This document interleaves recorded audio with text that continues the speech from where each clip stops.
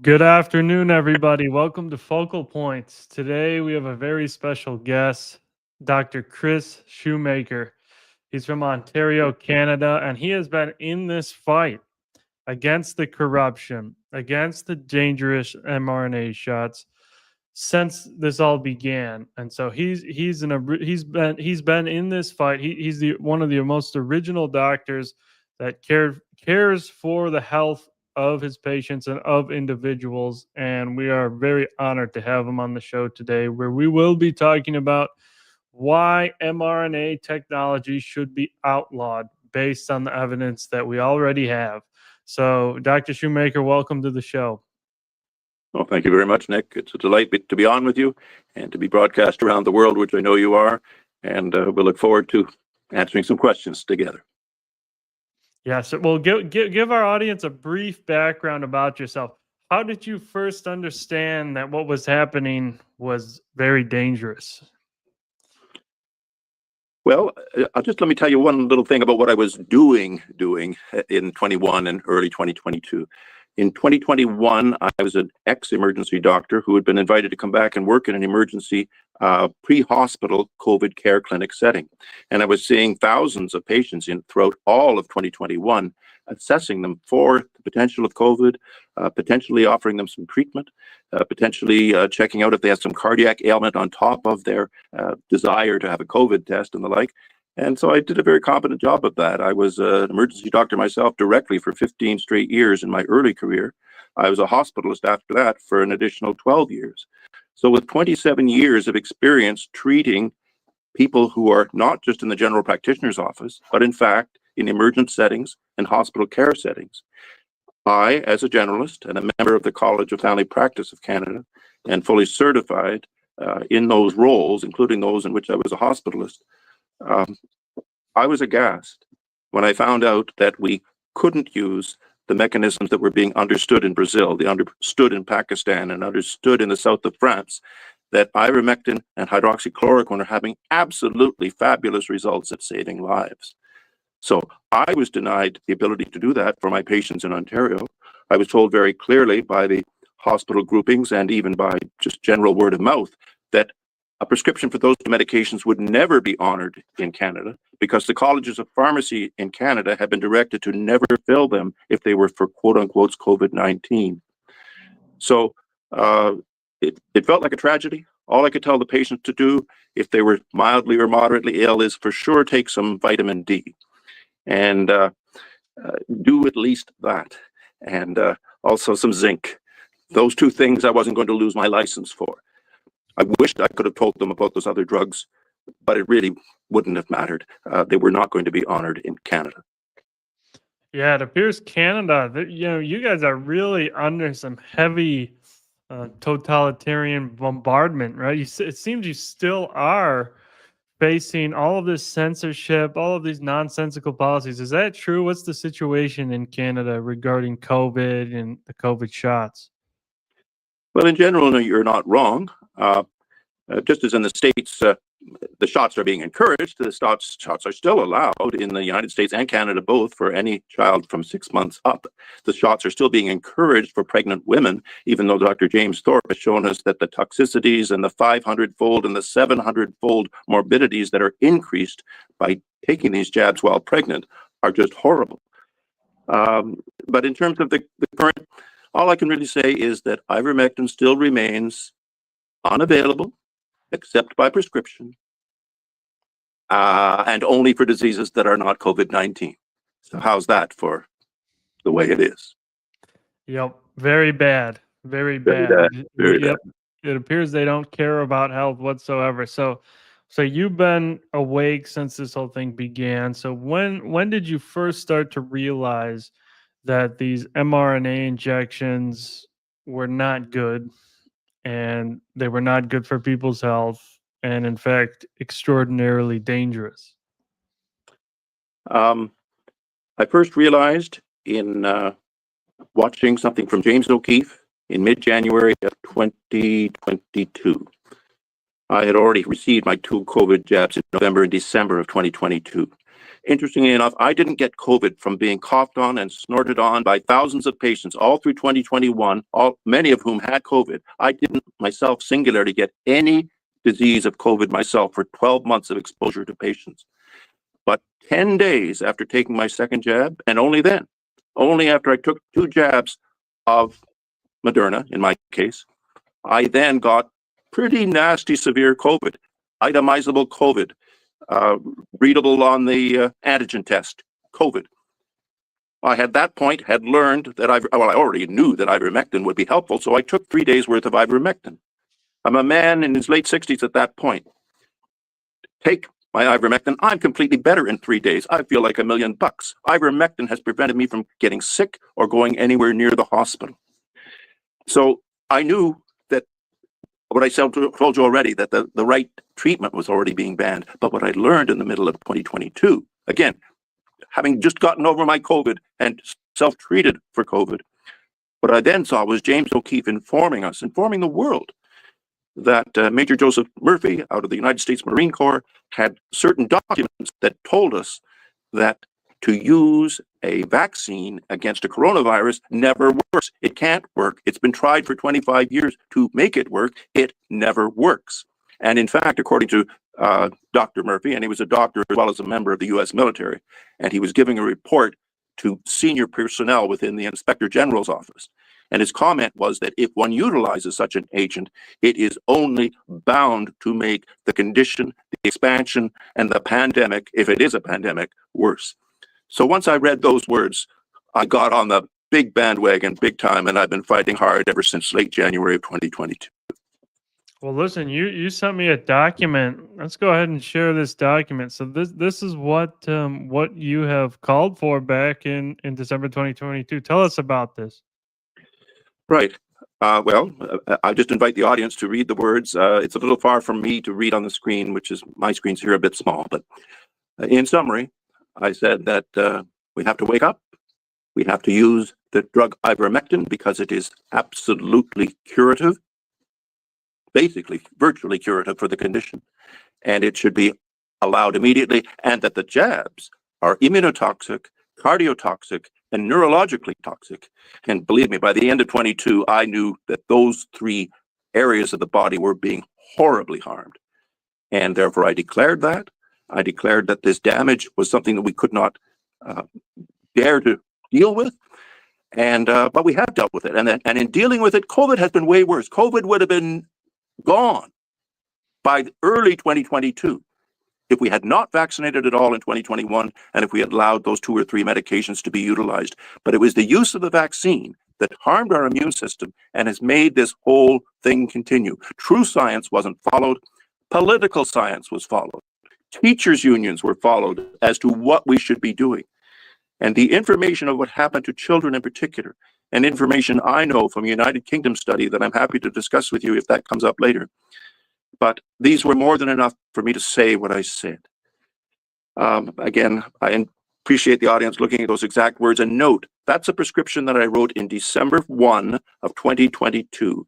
You and I are having to sit here now to state 3 years later, just about, we should be banning it. Dr. Shoemaker suggested we ban it in December of 2022, and we're both agreeing that we should ban it now. And part of the reason we're banning it, Nicholas, is the marvelous science that you, Dr. McCullough, and many others have been doing to make us know even more clearly how accurate we are. Yes. So yeah, you've called for that in 2022. So many people have been calling for it now for years, for mRNA technology to be banned for human use because it's simply not safe enough. And we have now, thousands upon thousands of studies documenting severe injuries, deaths, and other severe harms that are now just being uncovered, right? As each week goes by now, we are uncovering new evidence. Most recently, we're uncovering transgenerational harms of this genetic material transferring to offspring. We are identifying severe genetic harm, severe genetic dysregulation. We actually have a study coming out in less than 48 hours, hopefully, Yes. that will be very, very, very, very, very disappointing to the pharmaceutical companies and all of those who push these injections. They will many people might regret doing so very deeply.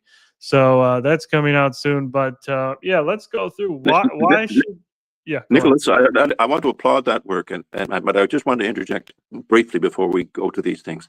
Would you be able to play that 2-minute film clip of me right now? Because with that in front of our audience, then they will know what they're dealing with, why they're dealing with it, and then when we move to the science, let the audience have in their mind, as it were, where it all came from. Yes, yes. All right, everybody, watch this quick video. This is why we were in this situation in the first place. Why is it that the bad things are happening? Well, it's because bad people were in charge at the beginning. We all know Fauci was illicit. We all know that he took the whole plan to make this virus offshore from the States. He ignored what Obama told him to begin to not do. And by 2015, everything was going. He was making it happen in Wuhan. And he and Peter Daszak were also preparing so that once the code was fully established and created over in Wuhan, it could also ship back into the States. And there is paperwork that shows that the codes that went into the aerosolized virus also were brought back to the States, given to Fauci and others. Fauci and others put it into the hands of Moderna, a company, by the way, that Fauci once had a financial interest in. And Moderna, modern RNA company, it never made another product prior in its lifetime. In its lifetime, Moderna had never made another product, but they were given, according to Dr. Martin and others, and they've done the digging. They were given the genomic thing that I would call Death Code 2015, because it was actually made in 2015. The code for the vaccine spike protein was made in 2015, and it was the same code that was put into the virus in Wuhan. And they were worked on in parallel between 2015 and 2019. That's 4 years. They had a nice little 4 years to get this whole puppy going, and an illicit, inappropriate, quotes vaccine. It's not a vaccine. It's a bio-harming agent, a T-cell killing agent, an immunity-damning agent, which does absolutely nothing useful for you as a society. Please listen to this. Please, all of us, stop. Many countries have stopped. Denmark in particular has stopped. First for 18 and under, now it's 50 and under. Denmark will not give it to anyone 50 and under because of the known toxicities. So as far as I'm concerned, this puppy is over. The evidence is in. Everything I'm saying to you is honestly the truth. And the research to create this vaccine, quotes vaccine, and spike protein germ together, they were done over 4 years under the say-so of Dr. Anthony Fauci, the world's greatest traitor. Wow. Wow. So break that down more for us. So they've been working on this, or they've had it ready to go and made in 2015. Is that right? Both of the biowarfare agents. Is that correct? The emails that were exchanged between Daszak to Fauci declared that the lethality was guaranteed.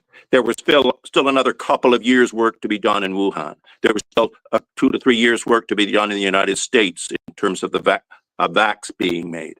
But it was a pre-vax. It was the making of a pre-vax. People were playing with Frankenstein monster stuff, and they were willing to create the duality, the reality of a germ that could be released in 2019 or 2020, and the reality of a vaccine that would come in like a magic savior to save everybody.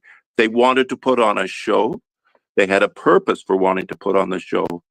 And those 2 names, or those 3 names, are the names that should be deposed. They should be deposed massively. And I'm so sad for society that this has come to this, because all the science that we sit here and talk about, and the terrible tragedies of immune harm and fertility rates dropping in Egypt, dropping in Slovakia, dropping in Japan, dropping anywhere that will actually do some legitimate testing. These fertility rates, which are the ovarian harm, the spermatic harm, they're terrible. And Nicholas, you have some other studies to ask me some questions about, but I'd just like our audience to remember this terrible, terrible situation exists for the reasons I've just described in that 2-minute video. Fauci had the run of the roost for 4 years. He palmed it off to Daszak. Daszak did the rest, and the world has suffered. That's all I can say about that. So basically, what's happening is they're going after Fauci for perjury, but he is clearly based on all this evidence, done much, much more than just lied to Congress under oath, right? He has done much, much more. And that's what really needs to be blown wide open. Yeah, yeah. Sorry, Nick. It's because he had done much, much more that he had to lie from the beginning. Because he knew that he was responsible for something emanated from the Wuhan lab. The first thing he did was to collect some scientists together and get them to state, not that they believed it, but got them to state without any proof that they could not possibly have come from nature. And that was a falsehood by every scientist that declared it with him. But they only declared it with him because of the pressure he put them under in the February, March area of 2020. And those declarations by them were designed to put everything on hold and not even be looked at by the United States investigatory agencies for another 3 or 4 years. They just went down the hole of, oh, well, Fauci's telling it has to only come from nature. Let's not worry about the lab source. Well, guess what, ladies and gentlemen? He was the lab source. Man, so we really gotta, people have to be held accountable for this. Basically, the entire world has been poisoned by the SARS-CoV-2 spike protein, engineered in collaboration with US and China, right? I mean, so everybody's exactly. been exposed to this. There's been seroprevalence studies. Basically, the whole population has antibodies against the spike protein, either from the mRNA injection or from the infection. And so, because the whole entire world has been damaged and nobody's been held accountable for manufacturing this, we are still in a very bad situation. All of this has to be addressed, right? Or else they're just going to release another pathogen. Do you think they have other pathogens cooked up in freezers ready to be rolled out, accompanied by more genetic gene transfer injections? I think that's above my pay grade to really know. The people who seem to really know, Dr. Hanafel, if I have the correct name, in the United States and others, they are very worried about those realities. Very worried. So if they're worried, I'm worried. Yes, and that's why action needs to be taken now. Accountability needs to be served now. These labs need to be put under intensive investigation. All the thousands of BSL-3 and BSL-4 labs, just in the United States alone. Any one of these could be manipulating pathogens with gain-of-function research, and not research. I don't even like to call it research. Gain-of-function experiments, and any one of these labs could have modified pathogens with pandemic potential, and this has to be stopped. This is such a serious situation. Then we have I turned on CNN the other day just to see what they're talking about, and in the span of 20 minutes, they mentioned there's going to be a next pandemic about 5 times, right? So they keep pushing out this messaging, the next pandemic. And so there's clearly something up, and this has to be stopped. But back on track to the mRNA technology. Yes. What have you uncovered regarding this?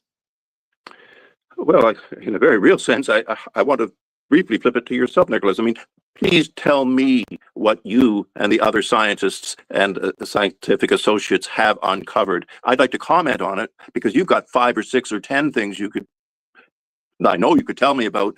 Perhaps pick one of them, and then I'll make some comments after your introduction of it. Is that okay? Yes. Well, let's start here. I think the most important thing to educate people about that are still pushing these injections is, how do they work, right? First, why are they not vaccines? What's the mechanism? How do they so-called protect you like they claim? Why is that wrong? Just so fundamentally, what is happening in the body when somebody is injected intramuscularly or not, right? If they don't aspirate, what happens then? Oh, I can that part I can speak to very clearly, and I can take a couple of minutes to talk on that general topic. Aspiration or not, every time you inject into the deltoid muscle, it is going into their bloodstream within seconds. If you aspirate or not, that's irrelevant. The actual injection into the muscle area. The muscle belly is enough for it to be going into the smallest of capillaries and on into the brain. If you got some morphine injected into your shoulder, you'd be drowsy and falling over within 5, 6, 10 seconds. It gets to the brain in 5 to 10 seconds from your shoulder. So they were always going to go everywhere. And in going everywhere, they initiated an antibody response. But the problem is, an antibody response is irrelevant to how protected you are against anything. When you have a hepatitis injection and it shows that you've had a hepatitis injection and you, in a sense, are immune to hepatitis, it tells you that something's been put into you. But it actually does very little to fight that potential hepatitis. The antibody itself does very little. It's the cellular immunity, the T cell immunity, which is not measured by antibody levels. It's only if you do corrective things and helpful things to get your T cells and your CD4 and your CD8 cells in your body, you get them healthy. That's what actually helps you fight off getting of hepatitis. Antibodies are essentially just signposts, sometimes very useless signposts. In the case of COVID-19, they were entirely useless signposts. They're producing no immunity effect, and they're causing your generalized immune system to be incompetent and to become incompetent. So it's that incompetency of your general immune system. And well, the other important thing to talk about is that this is like no vaccine ever. All other vaccines were always small, inert, cold parts of the virus that the body could sense and could get primed so that the T cell immunity would be good. This put factories into your body. We have never before put purposeful factories in our body for anything, for any condition, for meningitis, for anything. But to put a factory, 40 trillion, that's 40,000 billion, ladies and gentlemen. 40,000 billion factories are put into you with every little 1 milliliter injection of the Moderna vax. The COVID vax may be every bit slightly smaller in number than that, but I mean slightly smaller, essentially the same number. And the COVID vax is worse still. The COVID vax, the Pfizer vax. The Pfizer vax is the worst of all because it has something called SV40 in there as well. And SV40 literally promotes cancer in your body. It was put in there so that the element would get across barriers that it shouldn't get. It would get into the brain. It would cross into the cellular areas. It would cross into the nucleus. That's what SV40 was, to make a more potent, deeper transfer into you. So here we are with deep transfer of factories into our bodies, factories that cannot be turned off, and factories that are having horrible effects on creating turbo cancers around the world. And I'm just so sad for this. I'm a bit emotional about it, but I've lost friends to this. Those horrible stories of 17-year-olds dying 1 month after a single Pfizer vax here in Canada. Sean Hartman. And we certainly hope that Mr. Dan Hartman's lawsuit will have benefit for clarifying this whole issue. But at least I'm speaking as to the science, that the antibodies are essentially useless, and the cells that need to do the job, they are driven down. After your 3rd or 4th COVID vax, your T cells are knocked lower. They're down to 20 to 25% of the level they should be. So you've harmed the only branch of cells that can do any good against cancer and do any good against viruses. And they are both clobbered. I mean, clobbered by accepting trillions of factories into your body. And I guess my final point on all of this is the idea that we should continue with amplified RNA, repetitive, replicon, or any form of saRNA. It has to be stopped. They're talking about still using it for quote-unquote good issues. The problem is that when you put things in with lipid nanoparticles, they're lethal to humanity. Lipid nanoparticles were never allowed to be used in 25 years of study because they killed all the lab animals that received it. Lipid nanoparticle technology, which means the injection of mRNAs inside lipid nanoparticles, but lipid nanoparticles themselves create lethality, create harm. And I'll allow you to speak more of those things, Nicholas, because you're very astute about these things, but it just makes me sick. It does. It makes me sick as well. And that's why we still talk about this, right? Because people get upset. They're like, oh, we don't want to talk about COVID anymore. We don't want to talk about the vaccines anymore. Well, the reality is is over 80% of Americans and over 70% of the globe. How many people in Canada got these shots? Oh, we were at a strong 88% in the end, Oof. for sure. Yeah, Close to 90. Not as bad as Portugal and New Zealand, but darn close. so basically the entire population was turned into non-human spike protein production factories, right? I mean, this sounds like something out of science fiction, right? It really does. Who would have thought of this 10 years ago? Bad guys would have thought of this. There are bad guys in the world, Nicholas. And those bad guys, whoever they are, I could list probable and possible names, but they can be found. We actually know who they are. Let's depose the bad guys. Let's get them in front of mechanisms that will deal with them. Yes, yes, this needs to happen, and as again time goes on, we are finding out more and more what is happening, and this really there's no treatments, there's no official treatment protocols, there's no risk stratification protocols at all employed by any of our health agencies across the globe after they poison the vast majority of the population. So, how do we address that? Right? How do we address that? How do we get them to finally do something to help everybody who's been harmed? What have you found anything that has been helpful to those who have been vaccine injured? Oh, without question, the protocol presented a good 2 years ago by Dr. Peter McCullough, your associate, and others have all pointed out that anticoagulant and spike harming things such as bromelain and nattokinase are terribly useful. There are more sophisticated mechanisms that have to be employed at times involving oxygen therapy and the like. And we're very thankful that we're working on these things, and we're very thankful that these helps are available. Why should we have to help? Why should we be having to help ourselves? That's really my question. But we've been made to have to help ourselves. We've been made to by the elements that I talked about in that short clip. Yep. Yep. We were forced to. We were forced into this. Many people were coerced into this, and now we're forced to fend for ourselves as we move forward into the future.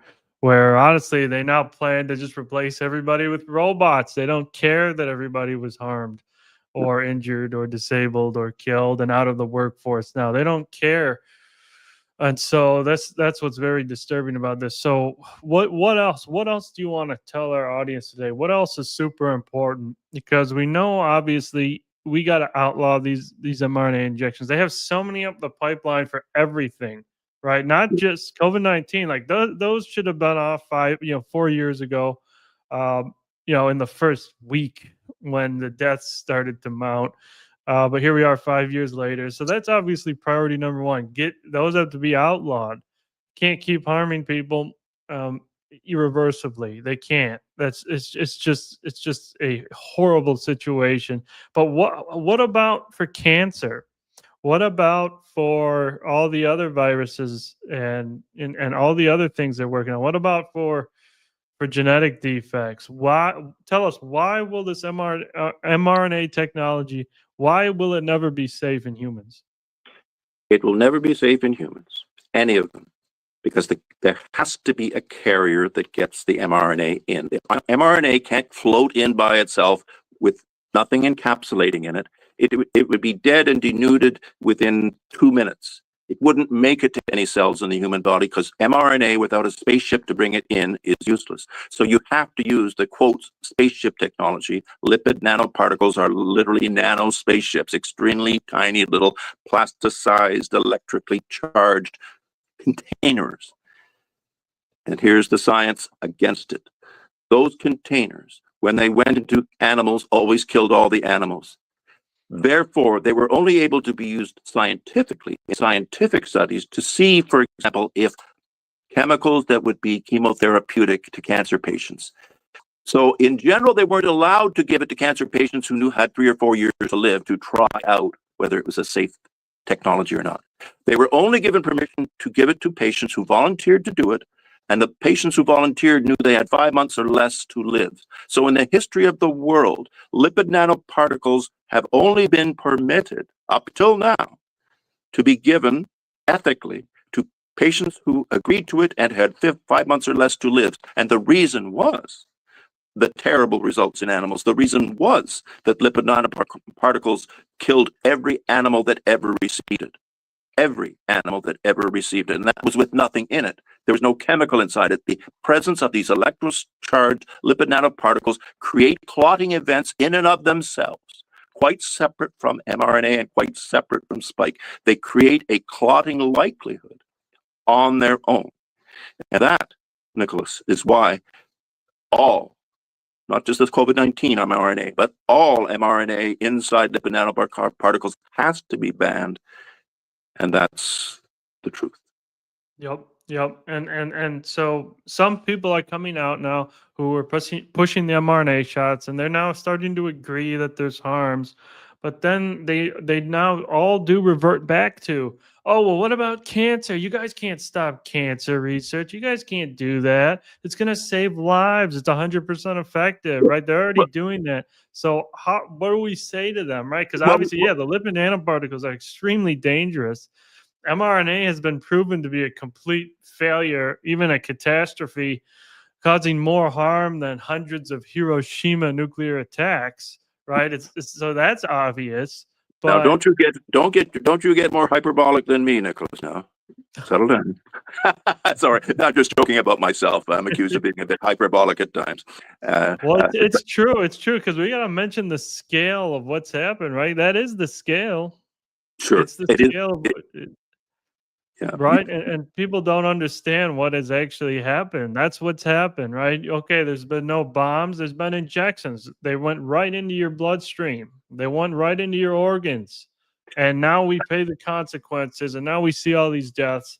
And this just has to stop. Over 56% of Americans now, based on a recent Rasmussen survey, over 56% believe that the COVID-19 mRNA shots caused mass death. Right. So it's now the critical mass of people, at least here in America, know what has happened. And so, we should go with what the majority now thinks, because it's unfortunately the truth. We'll just compare for a moment when we were fighting off MERS, MERS ostensibly, and a few other viruses that followed the original SARS-CoV-1.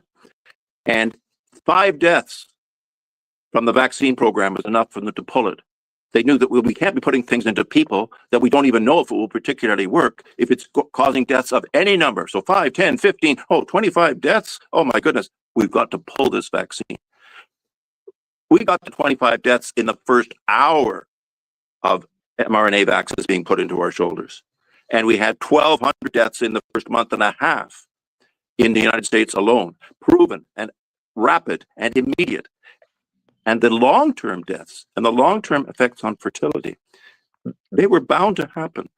And our audience, sadly and gently, needs to know, when you put in something that is a flag stating it's not your DNA, it's not you, and you've got, say, 10,000 of those little mRNA flags sitting quietly in your heart muscle, it's not the mRNA or the spike that kills your heart muscle, gives you myocarditis. The itis, the inflammation, is the result of a healthy immune system in you, a 20-year-old who is given a couple of vaccines. Those immune systems notice.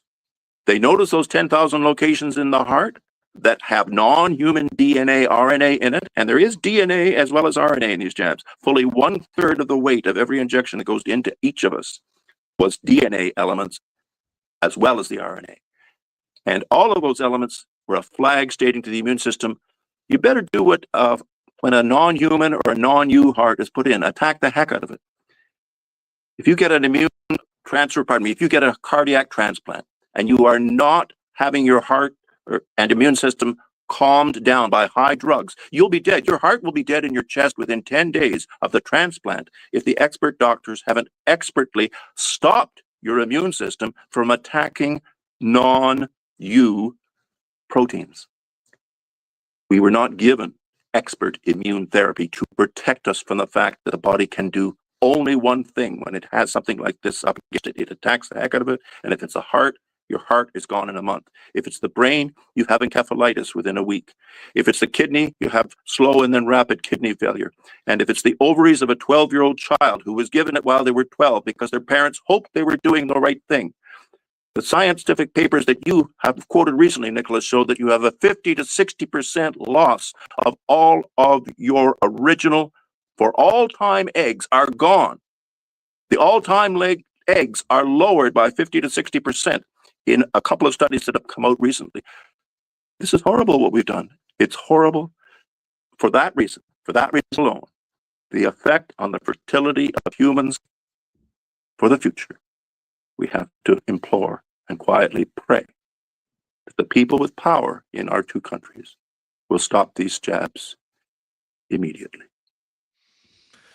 Agreed. 100% agreed. We are already seeing the effects of those fertility destroying effects. We are literally seeing the lowest birth rates we have seen in a very long time in all of the developed countries. People can't have babies anymore. Women have much lower successful conception rates based on a recent study as well. And it's just diabolical. It's diabolical. And you're right. The only course of action that can be taken at this point in time, the very first one is to stop the administration of them. You can't pick up the pieces and fix this issue without stopping the root source. And so that's what needs to happen immediately. And, Yes. the longer that goes on, all the individuals that are instrumental in still administering these, right, they're going to be looked back in history as very, very foolish individuals, and maybe even prosecuted in future prosecution through prosecution mechanisms. We saw similar things after in the past, but this actually has caused much more harm. So I would be Nicholas, careful if I were them. I agree about the harms. You were stressing fertility issues there. And let's just put it this way. Fibrous clots in bloodstream were never seen by embalmers before 2021. Ever. In 100 years of embalming, they'd never seen whitish clots filling in almost cast-like fashion in the arteries and veins of the body. It's happened since 2021. This effect on fertility massively across the world happens in 2021. Pilots dying in numbers that are absolutely insane as a ratio of the number of pilots of the world has only happened since 2021. All these things didn't happen because there was banana peels dropped and everybody slipped on banana peels and all these things and all these elements and all these high cancers are happening. No, it wasn't banana peels. It was a specific nanotechnology put into our bodies to make clot effects more likely and to make fertility harm an absolute guarantee. Fertility harm from RNA/lipid nanoparticle technologies is an absolute guarantee, and made more and more severe with each and every shot. And that's all I can say to it. But I applaud you for finding these studies, Nicholas. And dear world, dear President Trump, dear Premier Macron, I don't care who's around the world, who's listening. Stop being the fools you've been. You weren't scientists to begin with. You didn't want to do the wrong thing. Maybe you did. I don't know. But we know with the science now. We know it should be stopped. Be brave men and women across the world right now. Stand up against what the WHO and the WEF has tried to make happen to us around the world. Stand up to them and outlaw these jabs immediately as the first step to holistic healing of our societies. Please, dear leaders, please do that. Yes. Now is the time. There's been no better time in the past 5 years to do so. No better time at all, as we now reach this point where we have uncovered all of this, where there are now what they claim are these future threats, and many of our former public health officials that have been fired now are claiming they will be bioterror threats, right? So it appears there are some sort of plan for a bioterror attack. You can't make this up. And if there is, Nicholas, somehow a vaccine is going to stop a bioterror effect, give me a break. When things go wrong, when you're going to emergency and you have a severe bacterial sepsis, you can be cured. Treatments work. Doctors, when we put our heads together, know how to treat any number of things. Even anthrax can be helped with a proper protocol in the moment. COVID-19 could have been helped totally, where 95% of the people would not be dead. There would have been at most 5%. In Canada, there would have been 4,000 dead that first year instead of 40,000. We could have prevented, in the States, 50,000 instead of 500,000, to have a 10% of the actual death rate, because medicines can work. Pandemics of the future can be treated and be helped. Just don't stop legitimate treatments. And one thing's for sure, a vaccine is not a treatment. And a non-vaccine for sure is not a treatment. So forget the vaccines as treatments of these elements. It's a pipe dream. It's a complete pipe dream that makes every pandemic worse when you try pipe dream. So bless you, Nicolas, for informing us of so many things. And I look forward to talking to you perhaps another day as well. Thank you. Well, thanks for coming on. And yeah, for anything in the future, let doctors like Dr. Shoemaker, like Dr. Dr. McCullough. Dr. Peter McCullough, let them make the decisions for treatment protocols and how to help people. Right. My good friend, Dr. Trozy in Canada, who has been so vilified, not just by his own college, and me too, having lost my license from my own college, but all we were speaking was the truth. All we were speaking was that there was no chance that the vaccines could work, and the proof was so massive. The Cleveland Clinic proved that the more jabs you got, if you were at 4 or 5 jabs in the Cleveland Clinic as a health person, you were 4 to 5 times more likely to get COVID, and 4 and 5 times more likely to get complications of COVID because you'd received 4 or 5 vaxes. The people who got 1 vax or 0 vaxes, they were fine. They were sailing along. They were taking care of patients. Their own families weren't getting sick. They did this based on a 9-month study out of the Cleveland Clinic in Ohio. So there's the proof. The jabs don't work. The jabs make you more likely to be sicker. Stop this insanity, period. You heard him. Stop this insanity immediately. Dr. Shoemaker, thank you again for coming on this show and sharing your very, very important insights. I truly hope the Canadian government will listen to you and, take on your advice, because what's going on there is absolutely disastrous. Same for here in America. Things still need to change. Thanks again. I believe in President Trump and having nominated RFK Jr. I believe RFK Jr. will make the changes that are necessary. I applaud him for what he's done so far. I think he's moved moderately quickly. I encourage him to move even more quickly. Then the rest of the world will follow. And we thank you, Robert F. Kennedy Jr., for fighting as you are fighting for us. Thank you. Yes. And I'm aware of some people, within there that would like to end this mRNA debacle, right? So there are good people there, right? Many people like to attack them for not doing it right away. But, I am aware of there are people within our government that would like to see an end to this. And it will happen. It will happen. Alrighty. It may not happen right now, but it will happen. And it will continue to accelerate as more and more of these studies come out. And thus, we will not stop exposing the truth. Thank you again, Dr. Shoemaker. All right. Send them a clip of this. That'll help them decide.